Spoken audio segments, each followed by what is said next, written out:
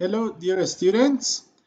As we talked before, and based on the reason to review the concept that we learned in chapter 4 of DEstO, talking about the different methods that we learned in the concept of transportation problems, let's review together all the models that we learned during the today and Tuesday to emphasize a little bit more this concept.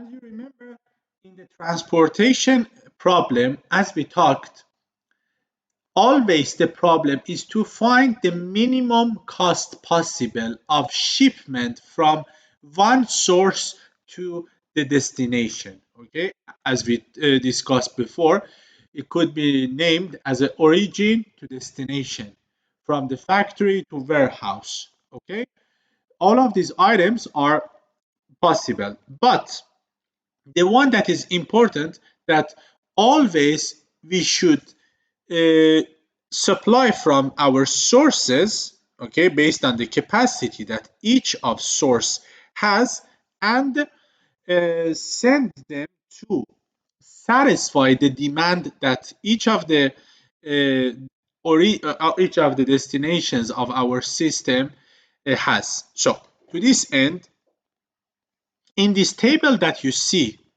in this slide, there are three different sources in the the left hand side that you see that each of them, for example, source one can supply 100 units of that product or whatever. Source two can supply 200 and the other one 150. While there is a part of demand, as you see, there are five different demands in our system that the demand one is 160, two is 70, 120, 80, and 20. So the important concept in uh, transportation problem is that is check that if supply is equal to our demand or not. This is the problem. In this case, if we calculate and if we find the sum of the demand and sum of the capacity, we see both items give us 450 as a result. But pay attention. There are some other items inside the table that may be interesting to understand and to learn them. What are them? The amounts that you see in these boxes. So these amounts are representing the cost of shipment from each source to each demand. For example, the cost of shipment from source 2 to demand 4 is 7 euros, $7, whatever. Okay? One important item. Maybe you ask, what is the meaning of having 0 cost of shipment? Is it possible? I tell you, the origin of this table was a table without this column. Okay, without this column. So if we think our demand total is 330, while the total capacity was 450. So it means that all we supply, okay, all we prepare as a supply can't be sent to our demands because demand is less. To this end, and make a balance, we add a dummy column that you see, this column 5, with the demand of 20 to increase this 430 to 450 to make this balance possible in our table. So as you see, this dummy doesn't have any cost because it doesn't exist. We just add this one to make possible and start our problem to be solved. So if this one happened in the one of the sources, for example, if these two amounts were vice versa, 430 and 450, in this case, we needed to add one dummy row to our sources to make this balance possible. So this is the point that that I wanted to explain. But what is the solution? What is the best solution, or what is the possible solutions from shipment from the sources to demands? As you know, we talked about two different topics: feasible solution, okay, the possible solution, and the optimal solution, the best possible solution. To this end, to find a feasible solution, we focus on three different methods: Northwest method, minimum cost method, and Vogel's method. And to find the optimal solution and test that that feasible solution is an optimal solution as well or not, we apply a model. In the next slides we learn is stepping step model in our problem. So let's move on. Okay, guys, imagine the table that we had in the previous one is exactly the same that we have here. To this end, to understand how the first model, Northwest model, works, we need to start from the cell. Imagine this is north, this is east, this is west, and this is south. This one is northwest. Okay, so the cell that locates here is the cell that gives us and tells us we should start in this one. In this table, which cell is our northwest cell? Okay, it's obvious. The cell that happens with the cost of 8 and is a shipment from O1 to DA. Perfect. So what happens, guys? To this end, you see the total capacity of O1 is 100 units, but the total demand of DA is 160. What do? The maximum possible of capacity we assign to this cell, that is 100. So what it remains here is 0, and what it remains here will be 60. That this 60 should be uh, assigned via another type of supply and the capacity. So when we use all this capacity of the first origin, so obviously none of these cells can be assigned, okay, with a new value, because the maximum value just assigned to cell of O1 and DA. So now what it remains for us, it's this matrix, this part to this part. We need to focus and find again the next northwest cell. In this one, the next northwest cell is where O2, and DA meet. What happens? The total remaining demand of here is 60, and we have enough supply or even more, that is 200. So we use 60 units of this, that remains still for us 140, okay, and we satisfy all of this demand by assigning this 60 unit here. So obviously with the same idea, this cell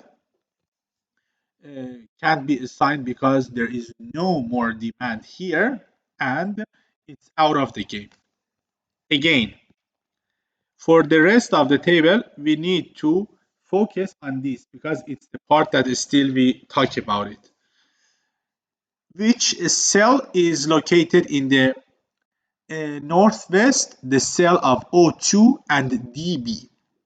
With the same reason, here the demand is 70, but we have 140 capacity available. So perfectly, not only we can satisfy this demand of this cell, but also it remains 70 units for us as well, while this one becomes 0. So the cost of 70 is assigned to this cell. With the same idea, this one is out. Now the same one. New matrix that remains for us is this part. Okay, so in this cell, in this new matrix, which one is the northwest cell? The cell that is in the meeting of O2 and DC. Perfect. What happens? Here we have only 70 capacity, while the total demand is 120. So I say I satisfy 70 units from this source, okay, but still we need to satisfy the rest 50 with the other source that we have in our problem. So based on this reason, when we have no more capacity here, okay, these cells are out of the game. So what remains for us? Now our matrix is this yellow part, okay, is this yellow part, and we need to assign here. Okay, remains for us 50 units, while the capacity is 150. Perfectly, we can satisfy this 50, and this one becomes 0, and this new one is 100. Here I have a demand of 80. I use 80 units of this and remains 20 units for me, and this one becomes 0 and assign this 80, and here I have a demand of 20 units, okay, and we can satisfy that with the capacity that we have. So we assign 20 units of that shipment to the cell of O3DE. So we made an assignment in this cell, here, here, here, here, and here. So now is the time to calculate the total cost of shipment. Total cost of shipment is TC, okay, 100 multiplied by 8 plus 60 multiplied by 4 and plus 20 multiplied by 0. So if we calculate this one, it gives us 2,920. Okay, potentially this solution is a feasible solution for this problem. Feasibility. Okay, we are talking about feasibility. We are not talking about an optimality. Okay, how we can check that even whether this solution is an optimal solution or not? As I told you, we learn a method that is stepping step method. In future, we learn it. But at this moment, this method gives us a cost of 2,920. In the other methods, we learn that even we can improve this total cost to an amount, okay, smaller than this one. When we are talking improving, okay, because the objective function here is minimizing the cost, the improve is a minimum cost possible. Let's go to the next method. Okay, the next method Here is the method that we name it as minimum cost method. As the name expresses, it is based on the selecting the cells and give the priority to the cells that are happening with the minimum cost of shipment. So, as I told you, all of these elements are the costs that we have in our table.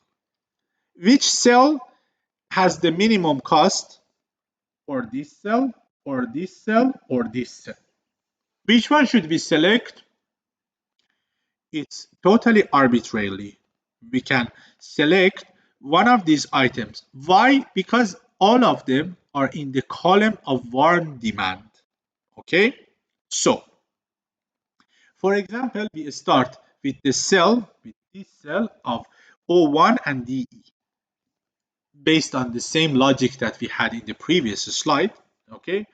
We have a demand of 20 and the total capacity of 100.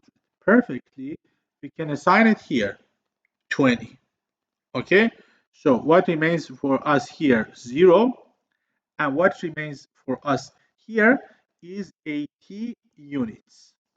Okay, so with the same idea, these cells are unused cells and we can't assign more to them because we just fulfilled the demand that we have in this column.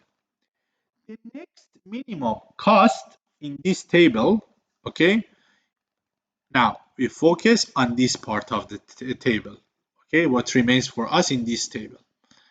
The next minimum cost in this table, if you check, it's 3, okay. Let me clean this part to don't make a mistake. Let's go back here. It's 3, the next minimum. So here I have a demand of 160 while my capacity is 150. So I say, okay, I satisfy 150 of this 160 and the other 10 in the other parts that we check. While we satisfy this 150, it remains for us 0 level of capacity, while we still need to satisfy 10 more units of products. Perfect. So with the same idea, okay, these cells are out of the game. Now what remains for us is this part of the matrix, this matrix that we have. Now what happens, guys? The next minimum is the cost that is 4. Okay, the next minimum is the cost 4. It says because we have 10 units of demand and we have enough capacity, that is 200. If I satisfy 10 units of demand here, it remains 0 for me, and here I still have 190 that I can use in the other cells. With the same idea, this one as well is out of the game, and this 10 is the one that we recently assigned. Again, now we should focus for what remains for us is this part of the table. Now, one important question. The next minimum cost that we have in this table is 5. But as you see, guys, there are 2 cells with the cost of $5. Okay, which one should we use? The other item that we had, all the zeros, they were in the same column, okay, or in the same row, and we discussed that we arbitrarily can select one of them. But here you see those 2 5s are in different columns. Okay, the rule says we select the one and give priority the one that has the bigger demand. If the demands are equal, again, we select arbitrarily. But here, because the demand 80 is bigger than 70, we assign first this for this cell. Okay, for this cell, we have a demand of 80, okay, units, and we can supply it perfectly with what remains here. So what remains here after satisfying this demand is 0. So the demand is totally fulfilled. With the same idea, this one is out of the game. Now the game is only focuses, okay, it's only focused on this part on this matrix. The next minimum one is where the cost is 5, and it's in the cell of O2 and DB. Okay, perfect. The demand of here is 70, and we have 190 available to satisfy this demand. It remains for us 70, okay, sorry, 120, and this one is fulfilled. And the next minimum is between 8 and 9, is the cost of 8, obviously. We have 120 demands remain, and we have 100 available of supply. So this one is 0, this one becomes 0. So we assign this one, and this is out of the game.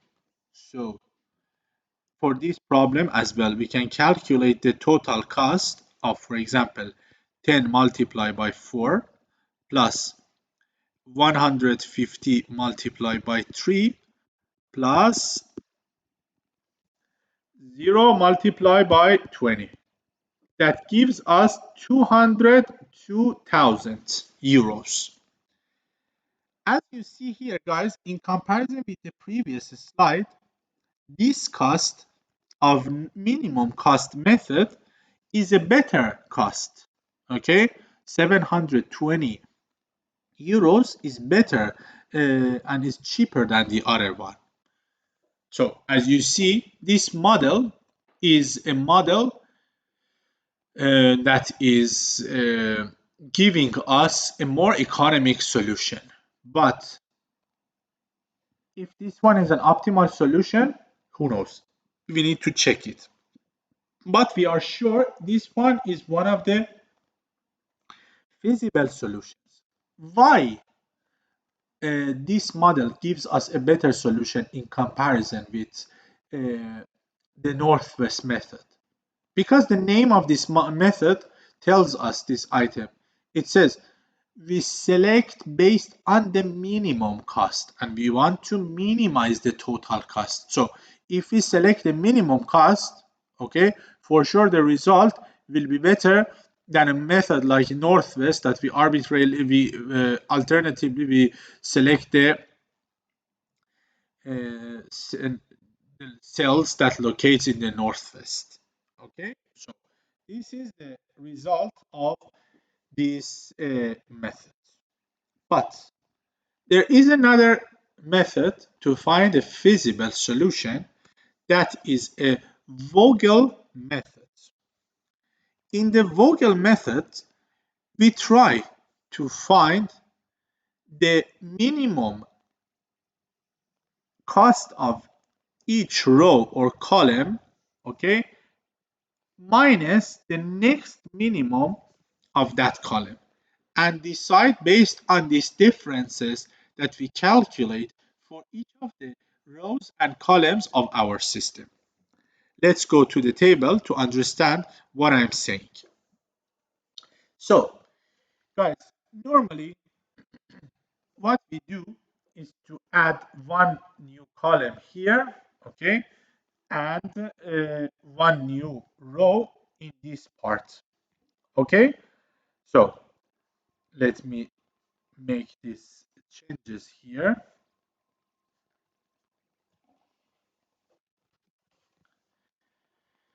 the difference of the minimum value, okay, and the next minimum value.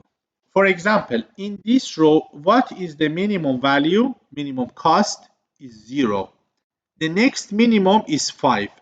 So 5 minus 0 gives us this difference equal to 5.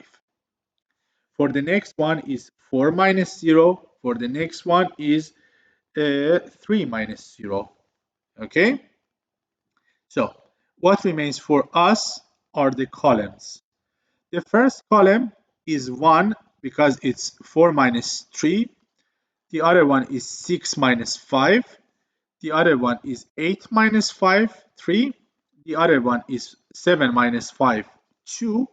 And the next one is 0 as a difference.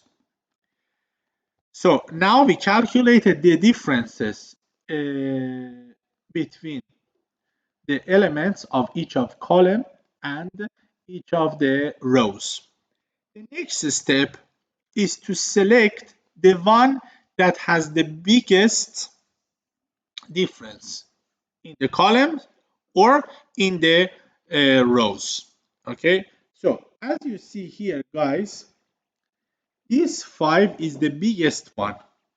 Okay, the biggest one is 5. So as you see in this slide, it's a little bit different with what I am explaining, but you'll see the final solution is the same. Okay, this one only gives a priority to the columns. If we start with the columns, okay, it's the same because in the columns 3 is the biggest amount, but as I told you, they are different. They are the same. So what do? We selected this row with the highest difference. We choose the cell with the minimum cost, okay, in that row. 0 is the minimum cost of row of this row. So at this part again, we can assign, okay, 20 units, okay, that is demand is fulfilled, and it remains for us 80. So with this form, we just delete this column from our matrix, and what remains for us, there are a model of 3 rows by 4 columns. Okay, for the next step, we need to calculate again all these differences. Let's go to the next slide. Okay, the next slide calculates again the amounts of differences between the models. Imagine we just assign this 20 and this column doesn't exist. Okay, so we need to calculate again the differences of the minimum and the next minimum of each row and column. To this end, now I have 8 minus 5, 3, 5 minus 4, 1, 5 minus 3, 2. And here we have 4 minus 3, 1, 1, 3, and 2. So it means that we can focus or in this one or in this one. We know it remained for us 80 from the previous one. So we can focus on each of them and select whatever we want. Let's continue with this column that we have. Okay, that is 3. Select the minimum one, that is 5, and try to satisfy the demand of that. It means that if we satisfy this 120 demand with this 150, it remains for us 30. Okay, and these cells are out of the game. Okay, I repeat, I can select this one as well. Okay, it's not a big challenge deal. We can select arbitrarily because the differences are equal. But let's continue with this one. It means that in the next slide, we don't have this column in our problem. Let's continue. Let's make some changes here. 80 and this one was 30. Okay, this one is out and this one as well is out. Again, we need to, let me write these items here, 80 and 30. What are them?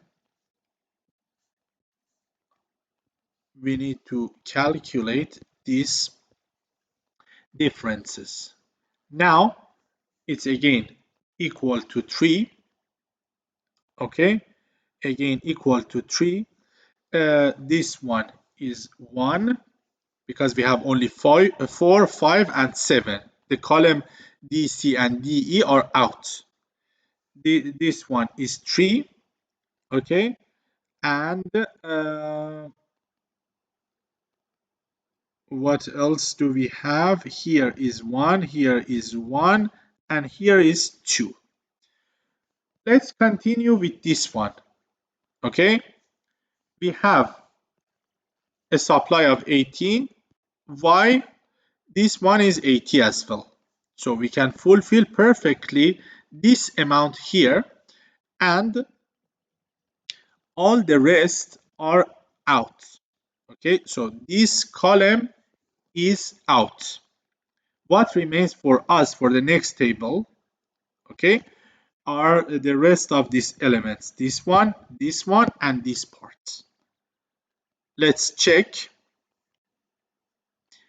If we continue these differences, okay, these differences for these elements, as I told you, 1,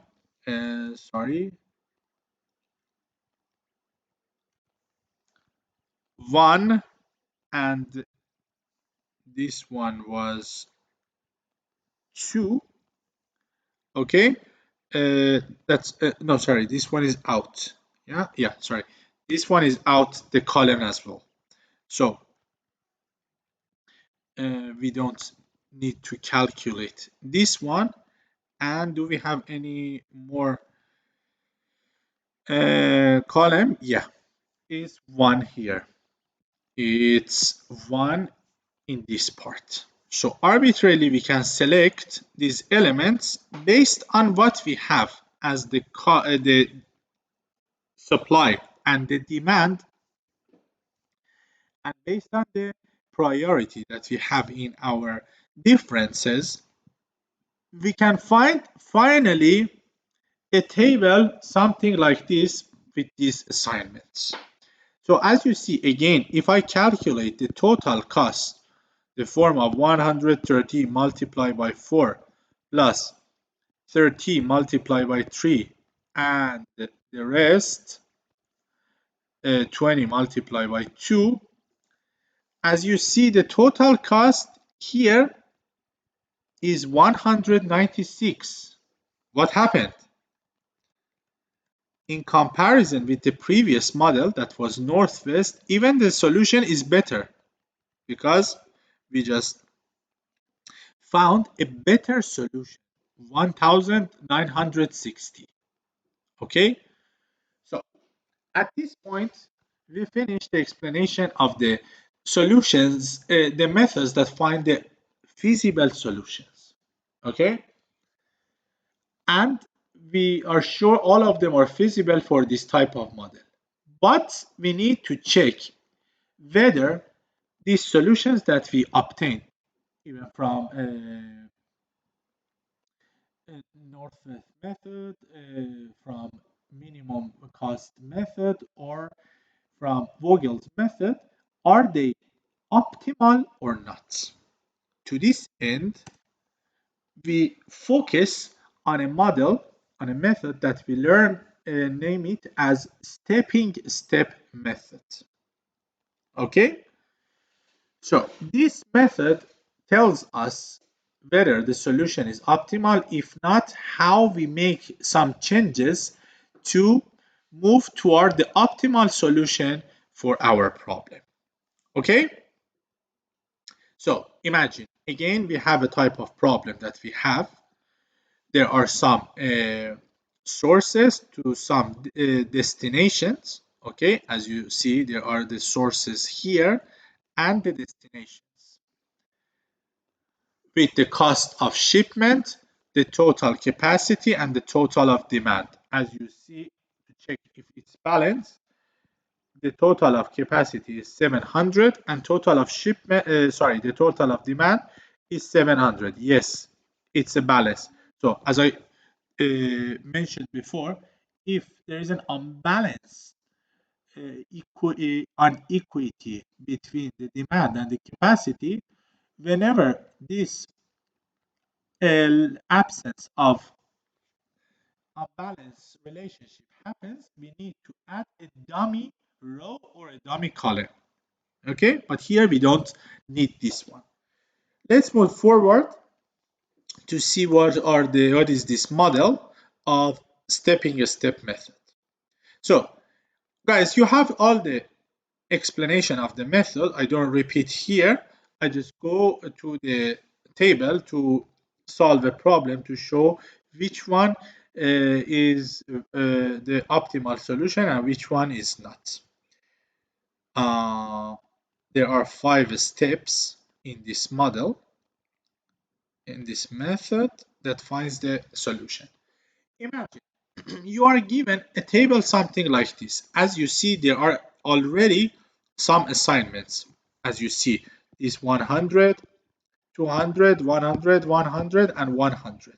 Okay, so these are the assignments that we obtained from one of our models. Okay, our models could be, as I told you, sorry, the Northwest method, minimum cost, or Vogel's method. So in this case, we want to check if this one is optimal or not. To this end, we need to calculate some possible improvements for the cells that are unused. So this cell, this cell, this cell, and this cell. So if I use the first letter of each of these cells, I need to find the cell of DB, the cell of DC, the cell of EC, and the cell of FA. Okay, how we should do this one? This method says we need to start from the cell that is unused, okay, moving or horizontally or vertically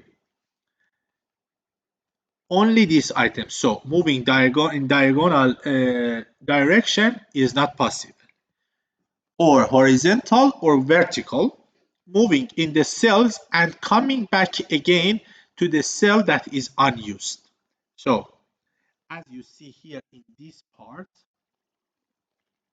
we start from this cell, we go to this cell, then this cell and this cell.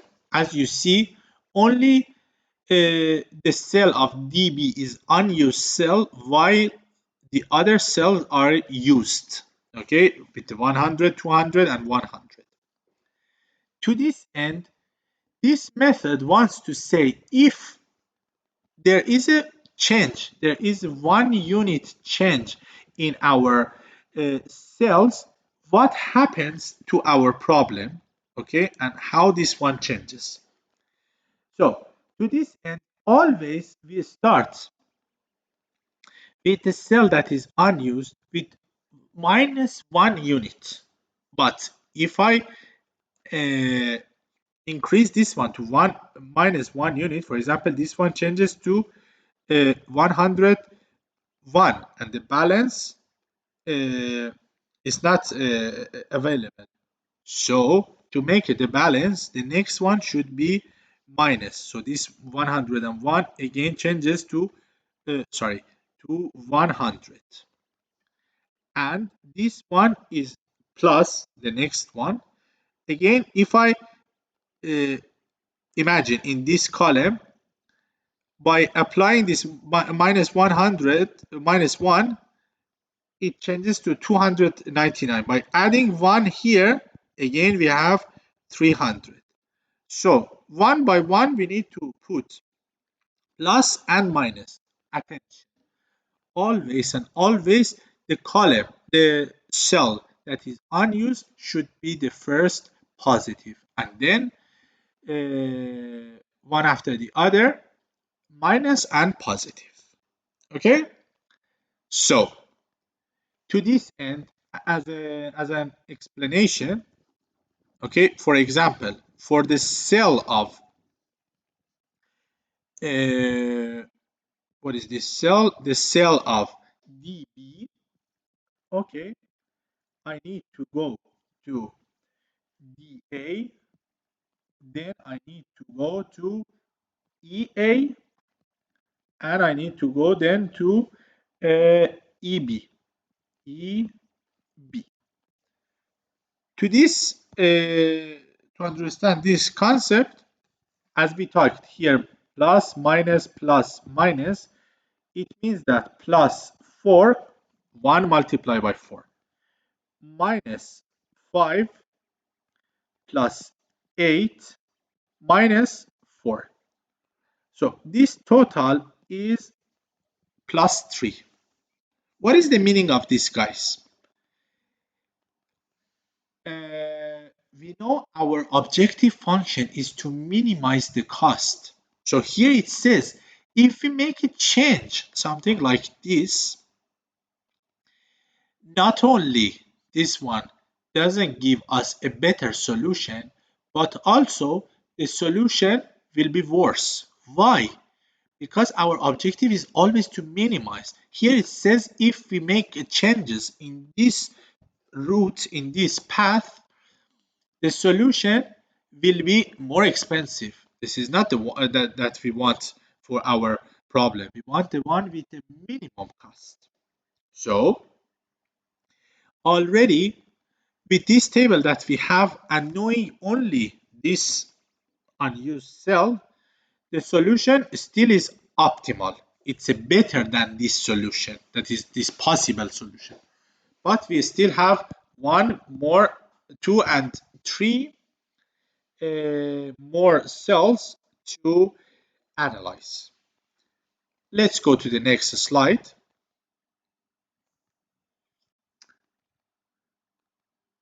Okay, this is the one that we calculated in the previous slide. So this is the explanation that I gave you. This means that for each table sent through the Des Moines to Boston route, the total cost of transportation increased by $3, but we want to find if it's possible to decrease. So this one couldn't be the solution for us, this $3+. So again, we need to continue and follow this one for the other cells that we saw in the previous slide. For example, imagine a Des Moines to Cleveland. As I told you, we are only allowed to move horizontally or vertically when we start in an unused, and the other angles of our route should be in the cells that are used. Okay, so to this end, for DC, for example, starting from DC, I need to go to DA. Okay, I need to go to EA, then to EB, to FB, to FC, and coming back again to DC.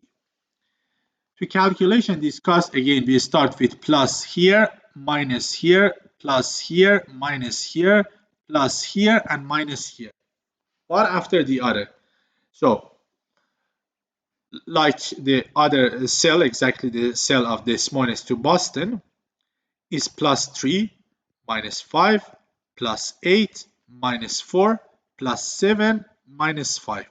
The total is plus $4. But again, with the same logic, it's not a good solution. It increases the total cost.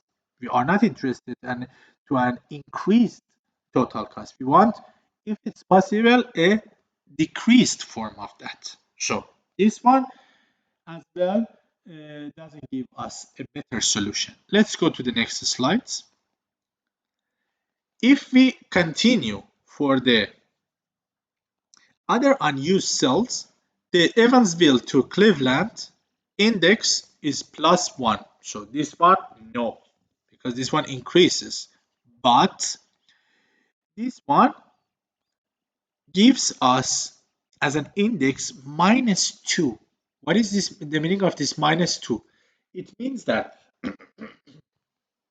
in this one, there is a possibility the opening of the Fort Lauderdale to Albuquerque route will lower our total transportation cost, will decrease the total transportation cost.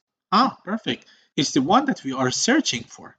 Okay, so let's focus on the next slides. So this one is the route that helps us and tells us here still there is a potential to make changes. So I just skip these explanations that you have and we go to this slide.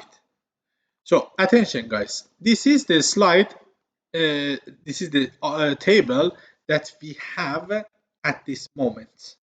Okay, we have at this moment. Let me check if I'm right. Yes, this is the table that we have at this moment. So what should we do? We know that this one is plus, this one is minus, this one is plus, and this one is minus based on the logic that we talked before. To make changes to this path, to this route, we need to focus on the cells that the negative is located.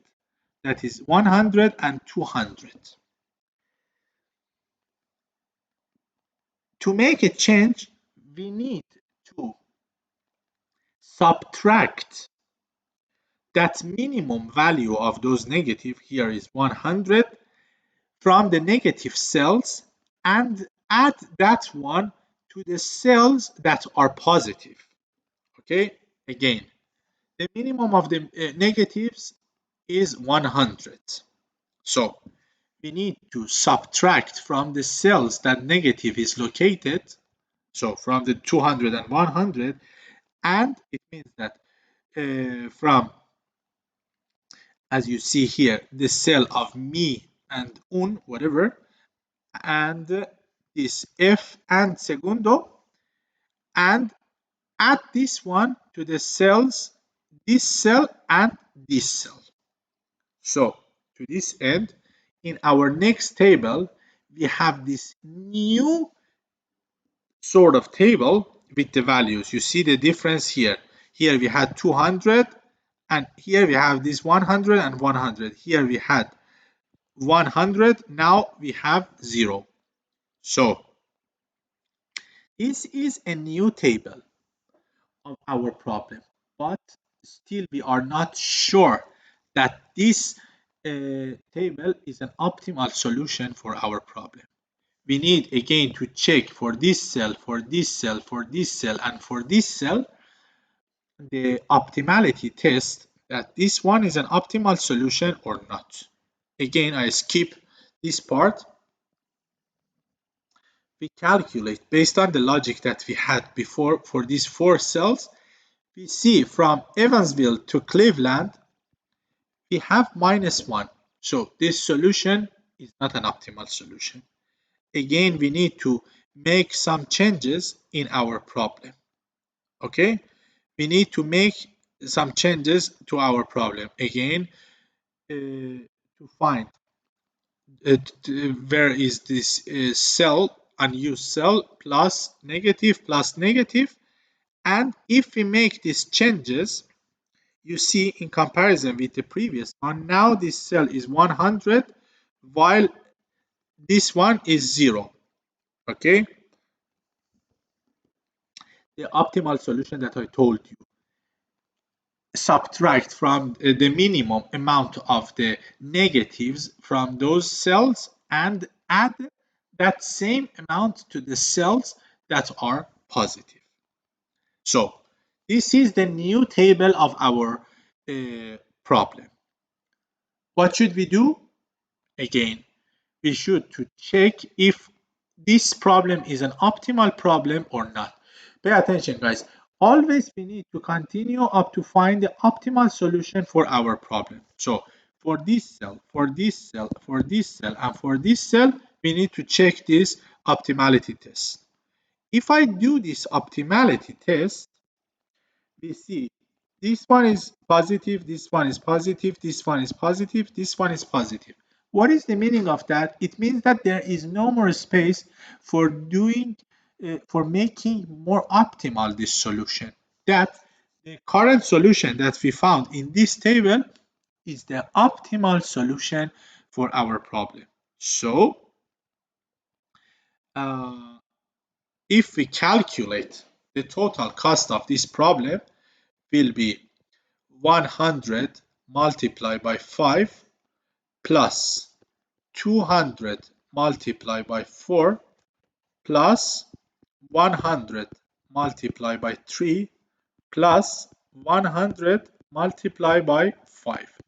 It means that this one is 500 plus 800 plus 300 plus 500.